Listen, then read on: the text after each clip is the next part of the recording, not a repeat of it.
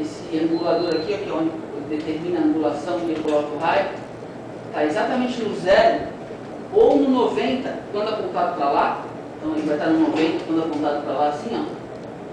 Significa que o raio está saindo em linha reta, em direção reta no paciente, esteja ele em pé ou deitado.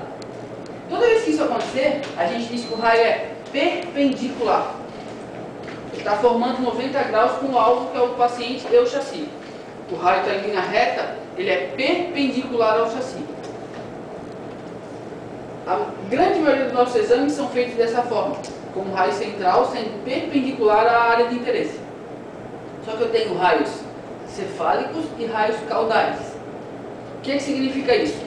O paciente está deitado ou sentado, vai fazer um exame e a angulação não interessa em qual estrutura, tá? Vai estar disposto assim, ó. Esse raio aqui, ele está em direção ao pé ou em direção à cabeça? Então isso aqui é um raio cefálico. Se ele estiver assim, ele é um raio caudal ou podal. Então isso é com relação ao paciente. Porque se ele estiver para cá, aquele raio podálico ele passa a ser caudal, cefálico. Direção do raio. Não interessa se o exame é do pé. Por exemplo, se eu fizer um raio-x do pé.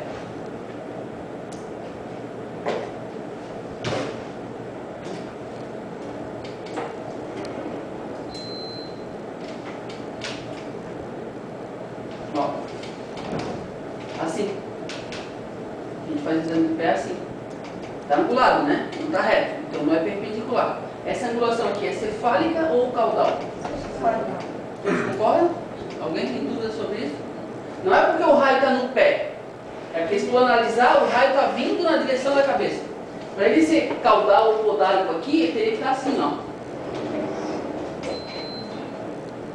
A mesma coisa acontece com o crânio. Não interessa se é raio-x de crânio, mas se a angulação estiver do raio assim, isso é cefálico. Mas se estiver assim,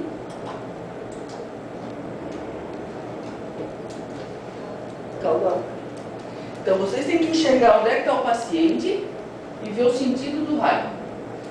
Se ele está caminhando na direção da cabeça, ele é cefálico. Se ele está indo para a direção do pé, ele é caudal. Então é em direção ao pé ou em direção à cabeça. Caudal ao pé. Ao pé o quê? Em direção. O cefálico também é em direção.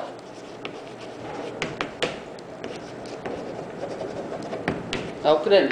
Então, vão ter momentos que eu vou dizer para vocês assim: o raio-x do pé é 15 graus cefálico. Então, vocês têm que saber como achar os 15 graus.